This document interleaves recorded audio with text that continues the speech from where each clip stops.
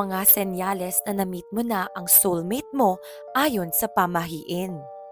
Una, deja vu. Kung lagi kang nagde-deja vu or feeling na nangyari na ito kapag kasama mo siya.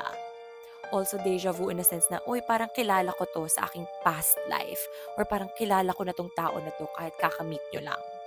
Pangalawa, panaginip. Kung lagi mo napapanaginipan tong tao na to bago mo siya nakilala or even after mo siyang nakilala, kung lagi siyang nasa dream mo. And also kapag pareho yung mga panaginip nyo, that's also a sign. Pangatlo, kung lagi ka nakakakita daw ng mga angel numbers like 1111 kapag magkasama kayo. Pang-apat, pang-apat kung grabe yung iyong spark and chemistry na parang even when you hold hands, parang may kuryenteng dumadaan. Panglima, yung parang kakamit nyo lang sa isa't isa pero parang vibe na kayo and you know each other so